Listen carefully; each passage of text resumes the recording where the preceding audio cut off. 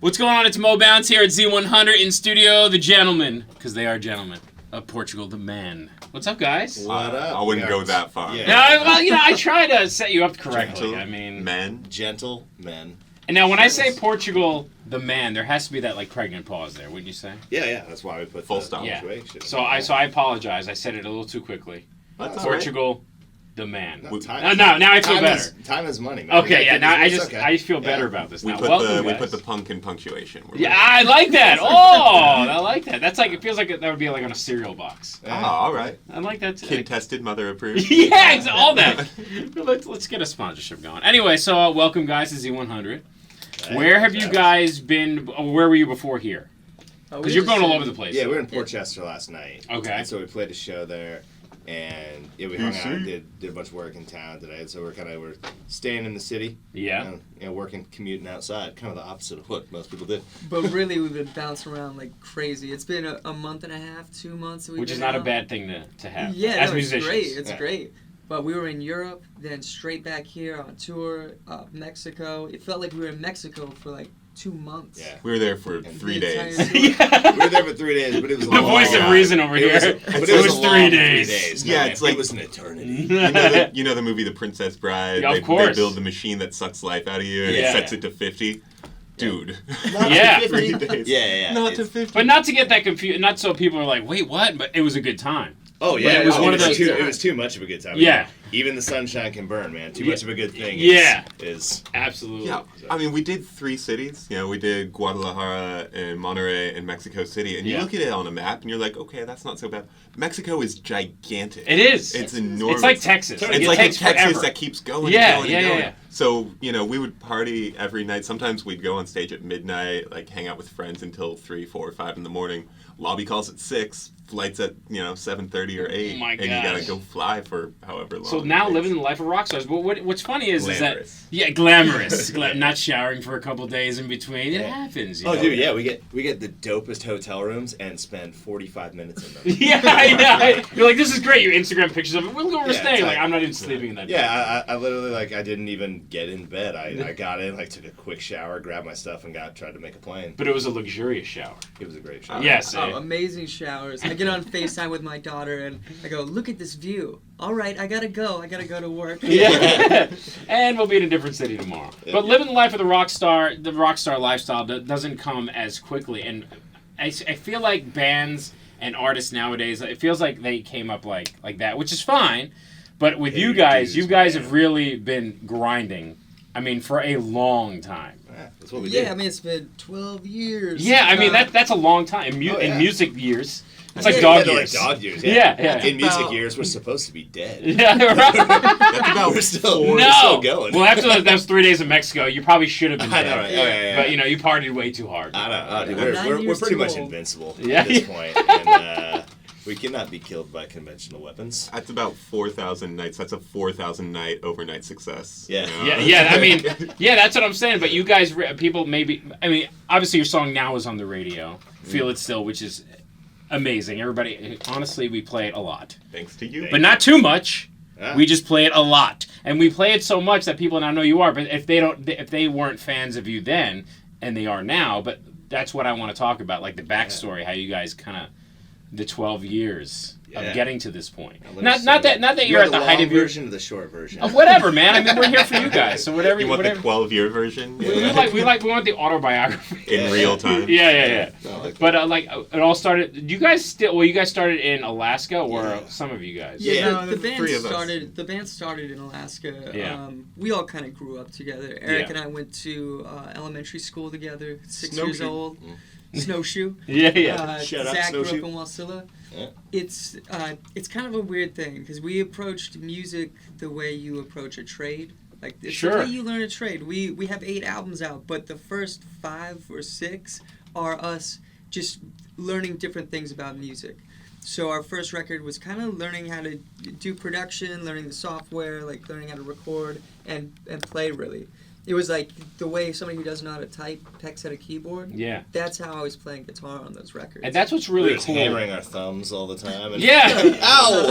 That hurt. I have to learn how to do that. But what's cool about that, though, is that most people hone their craft behind the scenes. you kind of did it in front of everybody. You're like, Broad daylight, here's man. what we Don't got ever so expect far, it. and listen to it, and we're gonna keep growing, kind of thing. Yeah, the thing I'll say, the benefit of the way we've approached it is it's not the best way for people to expect something Don't do new this, and but we different. did The road it. less traveled. Yeah. But the thing is, we would go in and we just kind of set out to go and play music, learn as much as we can about it, and put out a record every year, and just go out and play it. Like, we would play 300 shows a year for the first 5 years, and it would just be as much as we can get in front of people and see how they react to what we're doing, and just get better at what we're doing as well.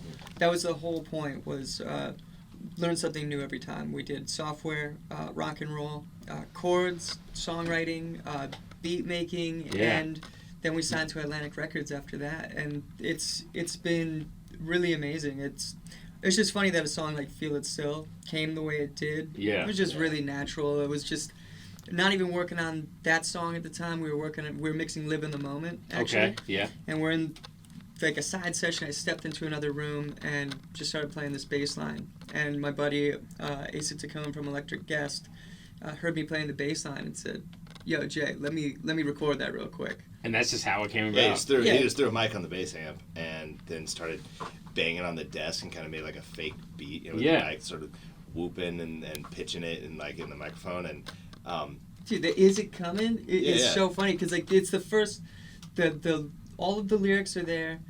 We got to the bridge and I didn't have a bridge lyric, and Asa picked up the microphone. He was just in my face going, like, "Is it coming? Is it coming?" Because like literally, is it coming? Where's the bridge? Yeah, where is it? So we'll just say this in the meantime. But yeah, that's the beauty of the way we've approached this, is being really comfortable in the studio, being able to walk in and have another artist who you're not even working with at the moment overhear something. And a lot of people can be weird about that, but we've been in this, like, we've done this for such a long time that if you're hearing something, go get it. Like, show me what it is. Wow. And I think that's just always been our approach. It's we just sit down and write songs. Yeah, well, that's the thing too, is that you said you guys had so many albums before, but you've had a following since the beginning, and you've had obviously something that people are like, I like this, I want to go travel to see them. It's been really cool. It's been very, very natural and slow and perfect. It's just slowly built up. There's never been one thing. I mean, obviously, Feel It Still is like it's incredible. We haven't even seen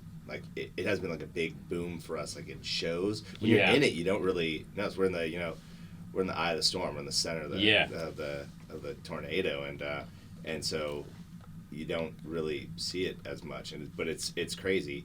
And people are still finding out who we are. And they know people. That's what I think. This is the awesome part of everything. So, everything's many awesome, people, but like this is like a really, really cool. I mean, the part. song's everywhere right now. So many Yes, people it is. like, oh, you heard of Portugal the Man? Like, what's a Portugal the Man? But then if you see him singing the song, it's like, oh yeah, totally know that song. And so it takes a while for everybody to catch up and.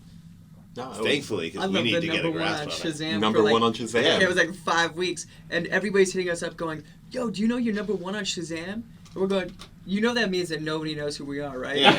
Like, millions of people Well, have that's no what idea. discovering is very, very cool. Yeah, and that is the amazing thing about it. Yeah. The song's on ads, it's in the ether, like you overhear it coming out of cars and stuff. But yeah, like Portugal Man, what? Demand. And did you guys find it difficult to? I mean, and this could be probably for anywhere, but Alaska just seems it's like the forgotten state.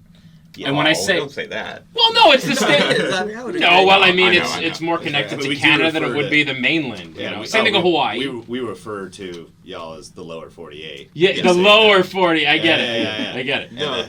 We're high. My dad worked for this kind of hippie radio station in a town called Big Lake. It's just way out in the middle of nowhere, miles from anything.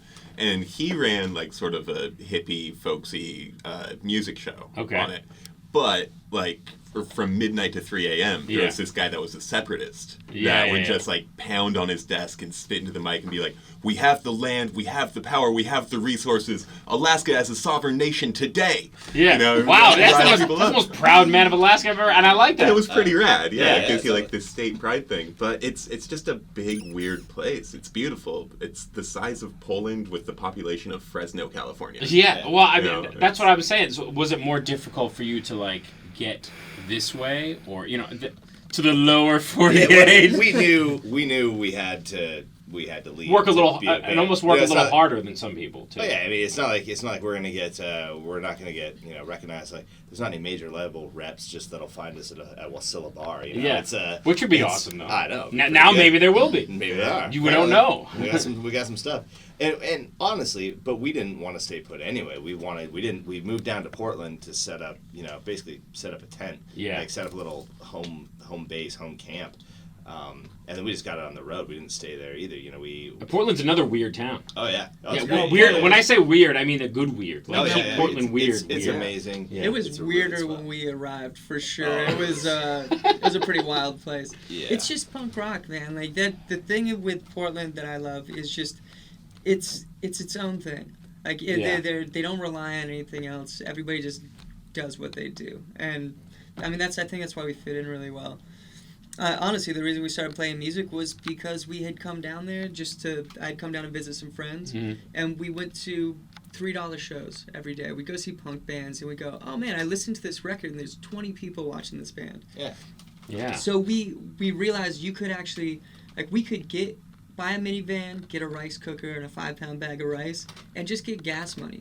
Yeah. I mean, that's the whole reason we started playing music. I love hearing these stories, though, because this is like the grassroots stuff that people, I don't think, appreciate. And again, I don't think it's anybody's fault. It's just people are just so used to, what's in their face and how quick everything came. And to hear a story like this, on the same level of everybody else they would hear on the radio now, it's just, I don't know, it's just a refreshing thing for me. For sure. I mean, our first tour, you think, Mariah Carey, that's like, oh, you got to be that big to tour and play music. You got to be Metallica. You got to be Missy Elliott. You got to be that. You can tour in a van. You don't need a Learjet. You don't need a tour bus. Oh yeah, I can just hop on a train. But the difference is I think that's why a lot of bands don't last. They'll do a record, maybe two, but they'll have an expectation of comfort or success. Yeah. If you're willing to go into it and eat rice for dinner, eat potato chips, and be at the mercy of whatever gas money you can get to the next place, then you can just keep building it until you get better and the crowds get bigger and your influence and friends and phone books grow. That's why we got good. Is we went out to see the world. And got good because beer, we were willing to suck. I like beer, and I couldn't afford beer. Yeah, I like hey, you're being honest. Food, There's nothing wrong with that. It's sort of well, all right, we're out here. If we play a show, we get somebody might buy us a pizza and some we'll beers, get beer. And here we're only going to pay you $30, but here's a case of beer and a large pepperoni pizza. We're cool, because that's better than what I had yesterday. Yeah, wow. And so we end up playing 300 shows a year. We're we're getting better at this, and then keep doing that for years. And you years, become a connoisseur of pizza. Oh, we're pretty but it's funny that but that's how you learn and that's how you grow. And we started off. It's for the love of music. I mean, we all do this because we love music. Obviously, I mean, that's the reason we're here, because we all love listening to music. That's what we love about it. You should never start playing music because you want to be famous. Yeah. I think that's just the silliest thing. Well, that's how you go from here to... I mean, listen, I've interviewed everybody, and everybody from when they were, kind of nobodies to... Some of them have blown up to be really big. And then the interviews from the beginning, and I'm not naming names. I'm going to write a book one day, though. You should. But I'm not naming names. Bad influences. And they're no longer gentlemen. Anyway, so it went from, I interviewed them 4 years ago, and now, and it's who are you? It's Yeah. And it feels like it was all done for the wrong reasons. I don't know. That's just... It's so... It's true. That stuff definitely happens. And...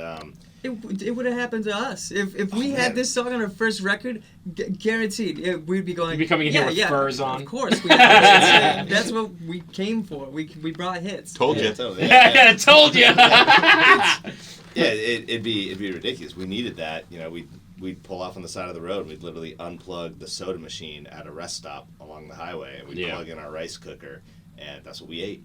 And $1 bag of vegetables. We did $1 worth of vegetables and rice, and it would just put it in the rice cooker. Yeah, seriously.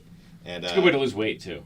Yeah, have all the was greasy in such meat. Good shape. Yeah. You guys are so svelte and just in amazing shape. Clearly. It's fun, but Yeah, it's weird. And then now that we're actually we do well, I can afford a nice hotel. Obviously, yes. When we're recording, it's funny. If we get too comfortable, we had to back down. We were in a really nice studio. Yeah. A while ago, we were in Shangri-La at Rick Rubin's studio with Mike D from the Beastie Boys. That was my next thing. You worked with him. It was insane, dude. It was insane. And that whole time, we were having the best time. We were being so creative.